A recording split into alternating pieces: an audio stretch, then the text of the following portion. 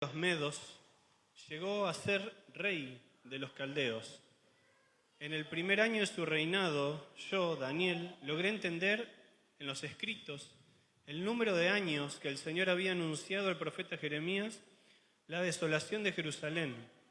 Habría de durar 70 años. Volví entonces mi rostro a mi Dios y Señor para pedir su ayuda con oración y ruego.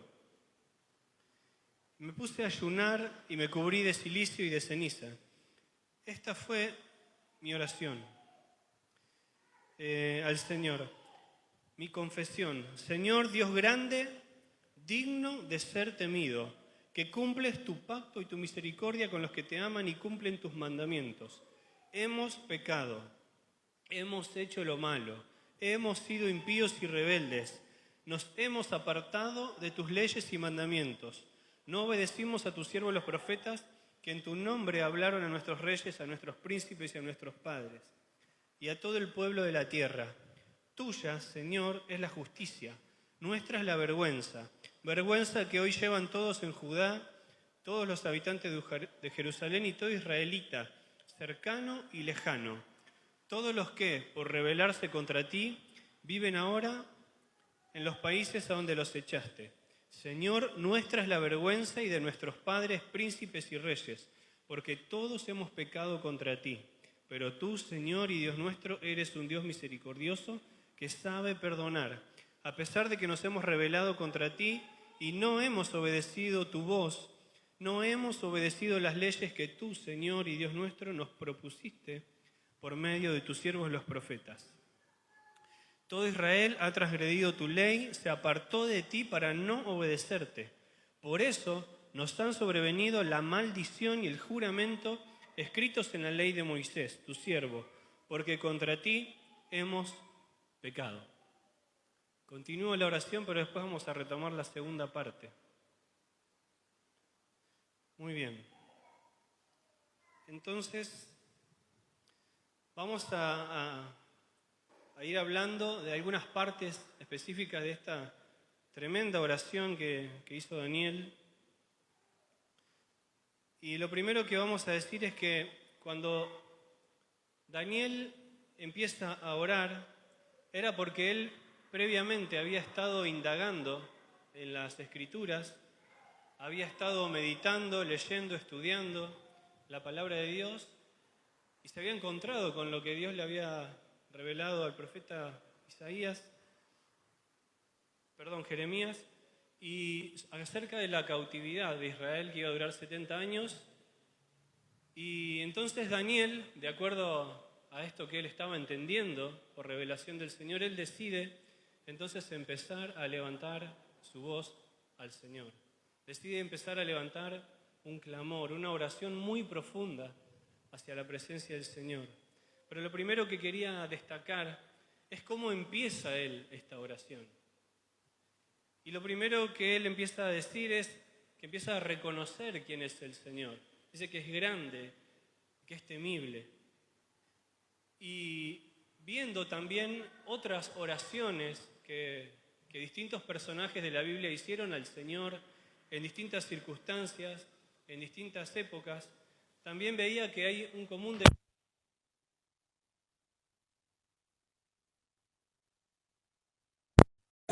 empiezan a orar al Señor, empiezan no exponiendo primeramente su queja, su dolor, su petición, su aflicción, sino que lo primero que hacen es empezar a reconocer a la persona de Dios. Lo primero que hacen es empezar a reconocer quién es el Señor y la grandeza del Señor. Por ejemplo, Ezequías, el rey Ezequías, hubo un momento de su reinado donde se encontraba, como solemos decir, entre la espada y la pared. El ejército enemigo venía a invadir a Jerusalén, venía con amenazas, venía con un ejército tremendo, mucho más poderoso que el que tenía Ezequías. Sin embargo, él tomó esas cartas, dice la palabra de Dios, se presentó delante de Dios y empezó a orar. Y fíjense cómo empezó Ezequías a orar. Dice que subió al templo del Señor, desplegó la carta y dijo: Señor, todopoderoso, Dios de Israel, entronizado sobre los querubines.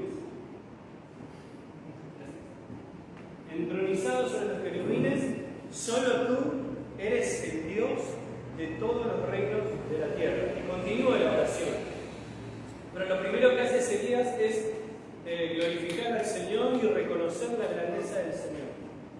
Después encontramos en el Nuevo Testamento cuando Jesús les enseña a orar a los discípulos.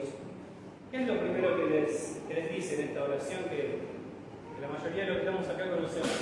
Dice: Padre nuestro que estás en los cielos, santificado sea tu nombre. Después dice: que venga tu reino, que se haga tu voluntad en la tierra como en el cielo. Y después empieza a decir: bueno, el pan nuestro de cada día, perdona nuestras ofensas. Pero lo primero que hace es poner en primer lugar la grandeza de la persona del Señor. ¿Esto qué nos enseña, hermanos? Que nosotros cuando nos dirigimos al Señor, cuando venimos ante su presencia y empezamos a orar, siempre es bueno que empecemos nuestras oraciones entronizando al Señor.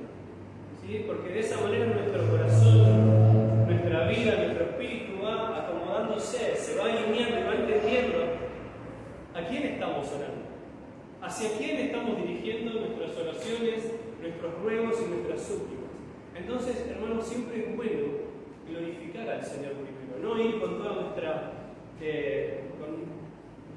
batería de cosas, de peticiones, de cosas que queremos resolver. Eso sí lo vamos a hacer, pero lo vamos a hacer más adelante. Lo primero siempre es empezar a poner el nombre de Dios en alto. Amén. Lo primero que tenemos que hacer es decir: bueno, tantos atributos tiene el Señor que tenemos montones de cosas para decir, ¿no? Que Dios, Él es grande, Él es fuerte, Él es poderoso, Él es amoroso, misericordioso, Dios grande, Dios temible, Dios fuerte en batalla, que Él es fiel, que Él es bueno, que Él es santo. Entonces, cuando empezamos a orar y dedicamos un tiempo al principio de la oración para reconocer quién es Dios, entonces ya es como que empezamos a relajarnos un poco de toda nuestra congoja, de todas nuestras angustias, y nuestro espíritu empieza a descansar. Porque cuando decimos todas esas cosas, vamos entendiendo en nuestro corazón que nos estamos dirigiendo a Dios, a la persona más grande del universo, aquel que tiene el control de todas las cosas. Entonces la desesperación empieza a menguar, porque ya vamos entendiendo con lo que vamos diciendo al principio de la oración, en las manos de quién estamos depositando todas nuestras cargas. Entonces, así deberíamos empezar siempre nuestras oraciones. No importa la grandeza o el tamaño de la necesidad. Fíjense que el rey Ezequías tenía una petición, pero bien grosa. Se le venía la noche encima. Si Dios no intervenía, todos en Jerusalén iba a caer, los muros iban a caer, todos iban a morir o iban a ser deportados. Iba a ser el fin de los habitantes de Jerusalén. Es decir, que realmente era una petición y una angustia muy grande la que había en el corazón de él. Daniel también, cuando oraba, oraba y había una petición y un peso en su corazón tan grande, pero aún así ellos primero decidieron dar el primer tiempo de la oración a glorificar al Señor. Otra de las cosas para poder aprender de esta oración de Daniel es la identificación que Daniel tenía con el pecado del pueblo. Cuando Daniel oraba, más de 9 veces encontramos en esta oración que Daniel dice: hemos. Se dice: hemos pecado, hemos hecho lo malo delante de tus ojos, nos hemos apartado de ti, no hemos escuchado tu voz, la voz de tus profetas. Es decir, que Daniel era una persona justa, era una persona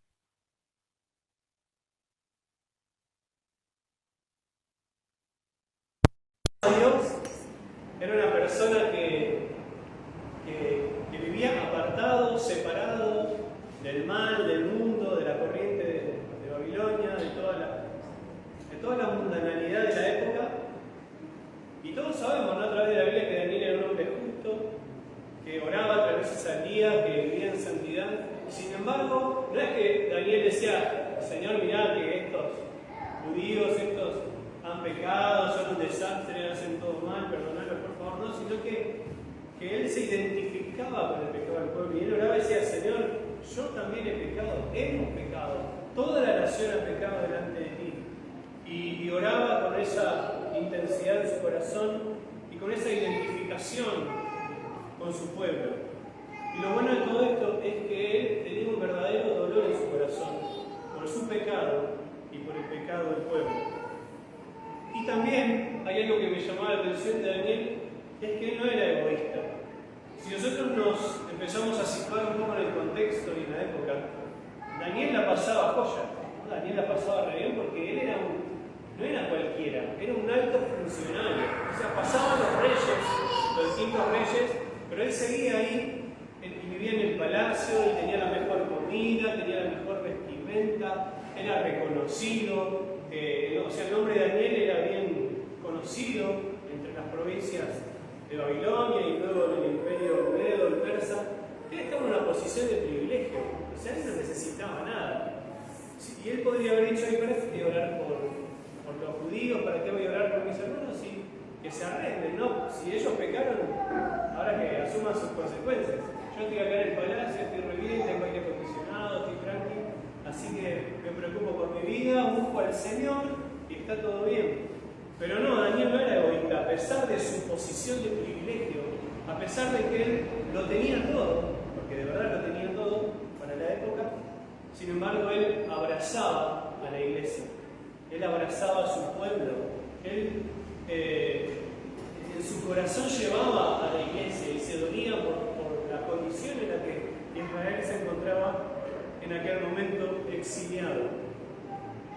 Entonces vemos qué hermoso que es esto, ¿no, hermano? Que nosotros, a veces, yo pensaba que a veces por ahí nos acomodamos un poquito en la vida, sentimos que estamos un poquito bien, las cosas medianamente van bien, y es como que sin darnos cuenta nos enfocamos en nosotros mismos y en nuestro trabajo, en nuestra familia, en nuestras cosas, que por supuesto está fabuloso, está buenísimo que esto pase, pero hermano, lo que tenemos que hacer siempre es decir, Señor, no importa si estoy bien, si estoy mal, si tengo, si me falta, si me sobra, yo quiero tener en mi corazón siempre a la iglesia y quiero tener esa aflicción, ese dolor, ese amor por la vida de cada uno de mis hermanos y poder orar al Señor e identificarnos con los distintos problemas que puedan estar surgiendo en medio de la vida de la iglesia. Amén. No sé si me estoy explicando, si soy claro, pero es esa carga que el Señor tiene que poner en cada una de nuestras vidas, pero que nosotros también tenemos que quererla, tenemos que buscarla, tenemos que anhelarla y dejar de lado el egoísmo. Después seguimos, realmente me asombraba porque tantas cosas para aprender de esta oración de Daniel tan linda, tan hermosa, que Daniel, después de haber entronizado al Señor en sus primeras palabras, ahora sí, él ya empezaba a decirle al Señor cuáles eran sus preocupaciones y qué es lo que había en su corazón. Y Daniel se toma un tiempo para hablar del pecado que había cometido él y la nación de Israel. Y lo que notaba es que no hay una generalización, no dice, bueno, pecamos, hay muchas cosas que hicimos mal y bueno, te pedimos que nos perdones y nos restaures. Sino que Daniel, en su oración, se tomó un tiempo específico para hablarle al Señor acerca del pecado. Hubo un tiempo de confesión. No lo pasó así rapidito, bueno, Señor, vos sabés que yo soy débil, tené misericordia de mí, sino que él se tomó un tiempo para describir. No hubo una generalización del pecado, sino que él fue específico y dijo, mirá, Señor, hemos sido malvados, hemos sido rebeldes, no prestamos atención a los profetas que nos mandaste, no hemos obedecido tus leyes, nos hemos negado a obedecerte, hemos hecho lo malo y así continúa diciendo. Hermanos, y creo que está bueno que nosotros no generalicemos los pecados en nuestra vida. Fíjense que Daniel no se excusó, no dijo, bueno, Señor, vos sabés que soy débil, vos sabés que somos frágiles, vos sabés que hay cosas que nos llaman la atención y bueno, a veces pecamos, pero perdonanos por favor y confiamos en tu amor. No, sino que con un real, con un verdadero y con un profundo dolor en su corazón, él se tomó un tiempo para decirle: Señor, hicimos esto, hicimos aquello y te hemos fallado. Y creo que, hermanos, que está bueno que nosotros también podamos confrontar nuestro pecado de esta manera. No excusarnos, sino poder estar delante del Señor un tiempo y decirle: mirá, Señor, quiero ser específico. Estoy teniendo un problema con esto, estoy teniendo un problema con lo otro. Esto me cuesta, esta situación llama mi atención, en esto siento que soy más débil que en otras cosas. Y el Señor, podemos decir, bueno, pero si Dios sabe todas las cosas, ¿no? ¿Para qué le voy a decir si Él sabe? Sí, claro que Él sabe. Pero nosotros necesitamos tener ese momento de confesión delante de la presencia del Señor. Y, por ejemplo, quería ahora compartir algunos versículos. Tenemos en Salmos 51, 17, el salmista dice: el sacrificio que te agrada es un espíritu quebrantado. Oh Dios, no desprecias al corazón quebrantado y arrepentido. Así estaba el corazón de Daniel en esta oración. Y hermanos, esta es la manera en la que nosotros tenemos que procurar estar delante de Dios. Que nos duela el pecado que cometemos, ¿sí? Que nos duela, que podamos afligirnos, que podamos tener un corazón compungido delante del Señor y decir: mirá, Señor, me duele el pecado que cometo contra ti. Realmente no me da lo mismo. No quiero pasarlo de largo, no quiero pensar que, bueno, todos pecan, no pasa nada. No, quiero realmente afligirme a causa del pecado que tengo en mi corazón. Pero saben, hermanos, la única manera de afligirnos por el pecado es cuando interviene el Espíritu Santo. Porque 2 Corintios 7:10 nos dice la palabra: la tristeza que proviene de Dios produce el arrepentimiento que lleva a la salvación, de la cual no hay que arrepentirse, mientras que la tristeza del mundo produce la muerte. Hermanos, el corazón de Daniel estaba triste, pero era una tristeza que provenía por el obrar del Señor en su corazón.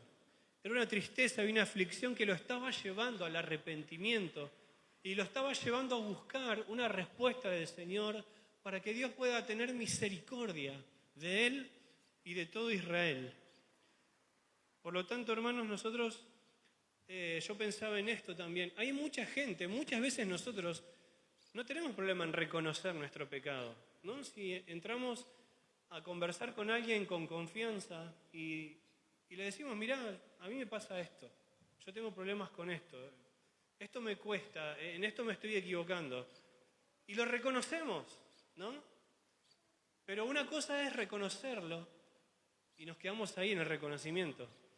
Pero tenemos que dar un paso más y reconocer el pecado, pero llorar por ese pecado también. Amén. Reconocerlo, pero ir a los pies del Señor.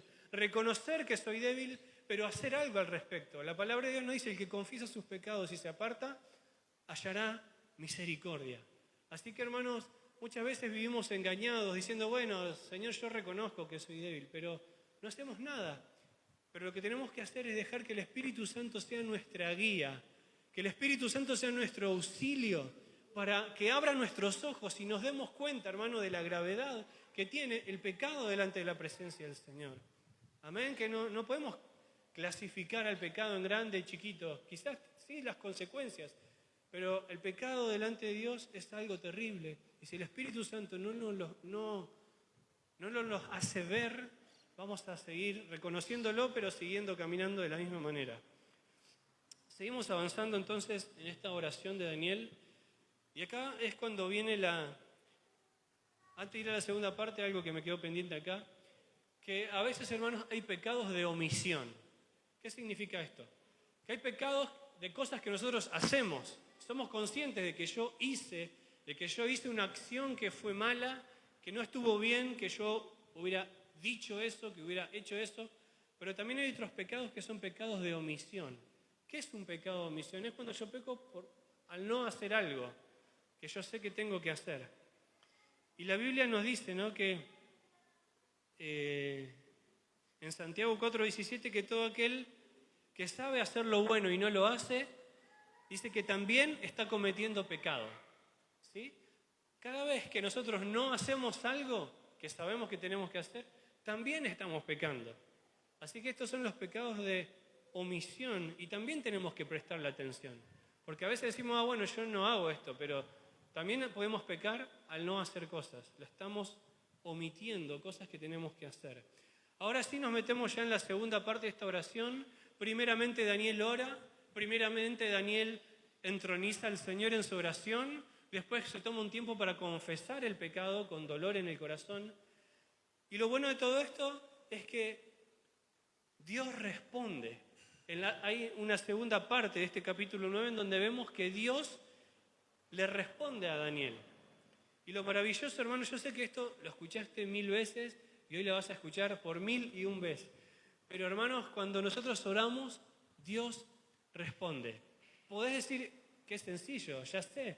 Pero hermano, yo decía, wow, qué maravilloso, porque digo, Dios en todos los asuntos en los que Dios se ocupa a diario, ¿no? Y toda su inmensidad, Dios responde mi oración, la oración. La Biblia dice que somos gusano, polvo de la tierra.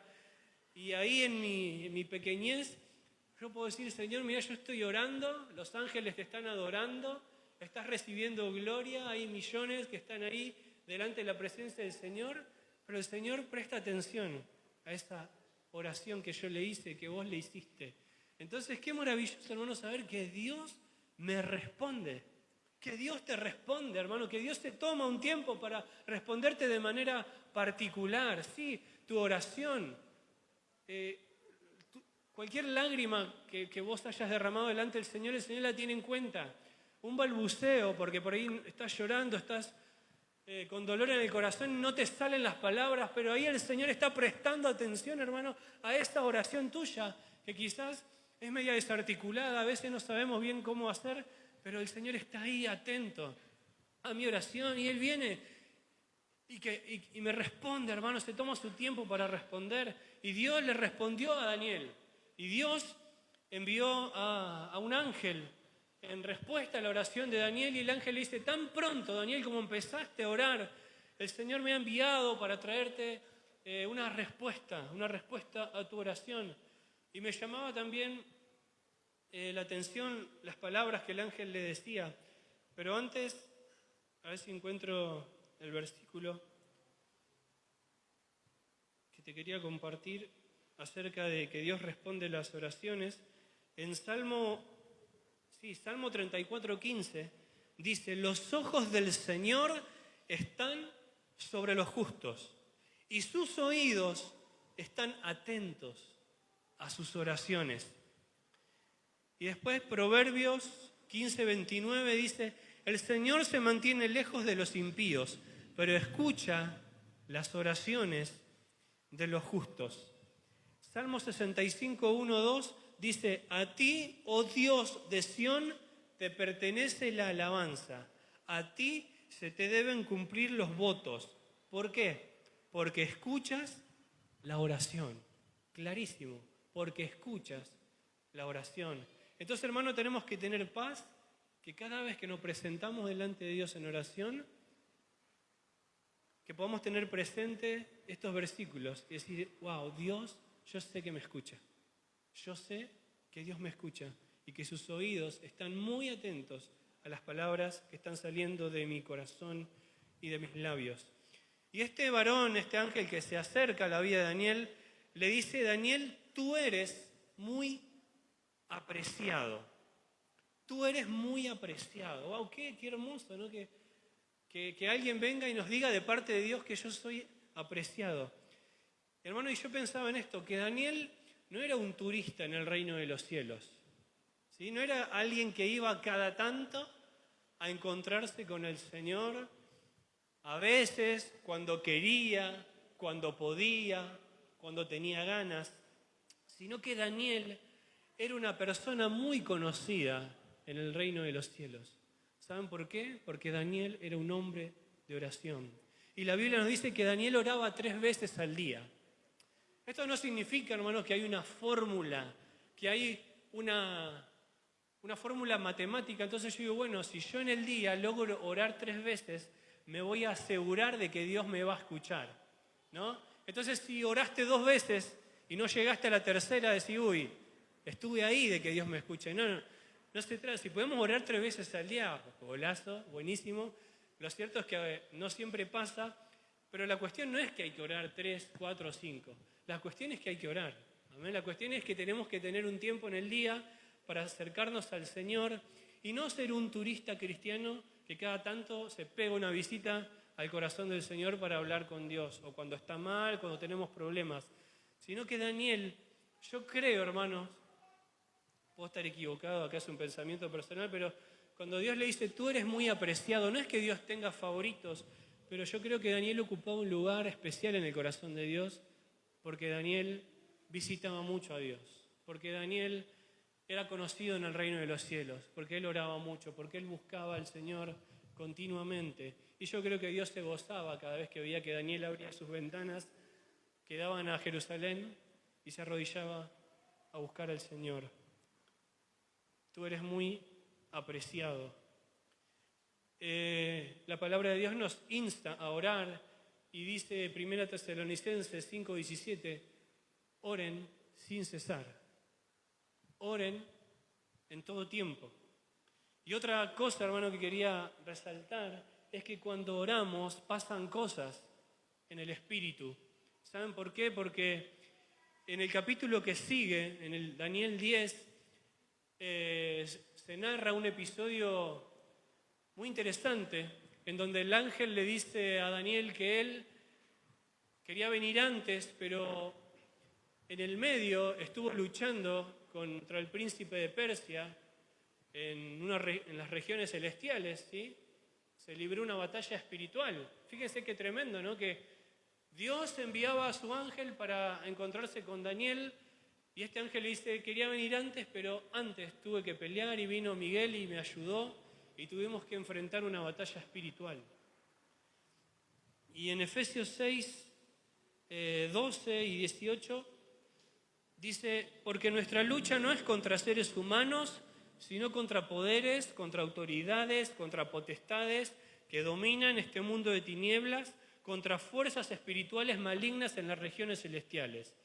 Oren en el Espíritu en todo momento, con peticiones y ruegos, manténganse alerta, despiertos, perseveren en la oración por todos los santos. ¿Vieron, hermanos, qué clara que es la palabra? Nos dice que nuestra lucha no es contra personas.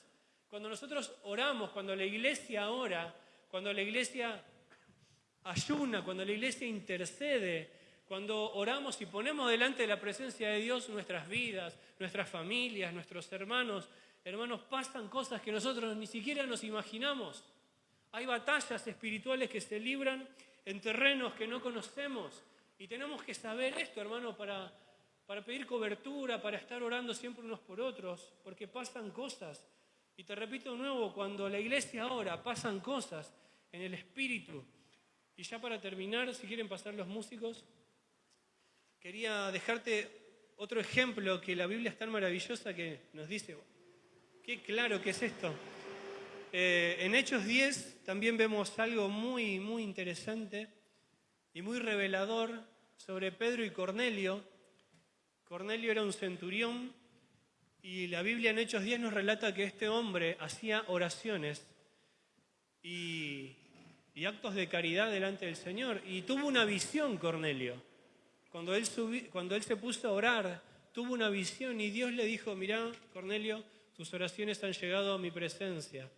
Ahora envía a unos hombres a buscar a tal lugar, a Jope, preguntá por Pedro y Pedro va a venir acá, a tu casa. Al otro día, dice que Pedro subió a la azotea, ¿a qué? ¿A tomar una siesta, a tomar sol? No, subió a orar. Y cuando Pedro se puso a orar, también tuvo una visión. Y Dios también le reveló que unos hombres iban a venir a buscarlo. Fueron, ¿y qué pasó? Cornelio y su familia conocieron al Señor. ¿Pero por qué pasó esto? ¿Por qué la visión de Dios? ¿Por qué el ángel que se le presenta a Cornelio en la visión? ¿Por qué Pedro tiene esa visión del lienzo, de los animales puros e impuros? ¿Piensan que es casualidad? Cornelio se fue a orar y Dios le habló. Pedro subió a la azotea a orar y Dios le mostró eso. 2 personas que estaban orando y empiezan a pasar cosas. ¡Qué tremendo! La Biblia también dice, si 2 de ustedes se ponen de acuerdo, algo va a pasar. En este año, hermanos, pongámonos de acuerdo para orar. Pongámonos de acuerdo, hermanos, para venir delante del Señor como Daniel y presentar con aflicción en el corazón la vida de la iglesia, las necesidades que van surgiendo, las cosas que van pasando, y van a pasar cosas. Dios va a mover su mano, Dios va a empezar a responder, Dios nos va a empezar a hablar y nos va a dar guía, claridad, dirección. ¿Y saben por qué Daniel tenía estas revelaciones? Porque Daniel 10:12 dice, desde el día en que te propusiste, Daniel, a ganar entendimiento y a humillarte delante del Señor, es que el Señor empezó a responderte. Cuando comienza el año, mucha gente dice, bueno, yo este año me propongo bajar 10 kilos. Este año me propongo hacer esto. Este año me propongo estudiar, hacer esto, aquello.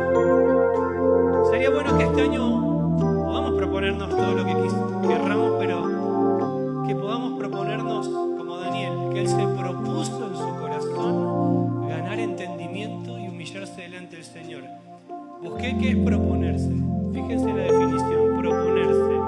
Hacerse el propósito de llegar a conseguir o realizar una cosa, poniendo los medios necesarios para que esto ocurra. ¿Qué tal, hermanos, si este año hacemos como Daniel y nos proponemos humillarnos delante del Señor y empezar a buscarlo, empezar a ganar entendimiento, empezar a presentarnos delante del Señor, como lo hizo Daniel, con dolor, con aflicción, entronizando al Señor en las oraciones y pidiendo la misericordia del Señor para Israel, para la iglesia, para mi familia, para tu familia, para tu casa, para la iglesia, para nuestros vecinos, nuestros amigos. Hermanos, que podamos proponernos esto y que el Señor pueda decir, he escuchado tu oración. Hombre, mujer, eres muy apreciado y hoy vine a responderte. ¿Quieres ponerte de pie? Vamos a terminar cantando. No es que Daniel un día se levantó y dijo, hoy tengo ganas de buscar al Señor. No era que Daniel un día dijo, qué lindo que está para buscar a Dios hoy, hoy lo voy a buscar, hoy tengo ganas. No, sino que Daniel se lo había propuesto, porque seguramente a él también le costaba orar como te cuesta a vos, como me cuesta a mí, pero hubo un día en que Daniel se lo propuso. Hermanos, tenemos que proponernos.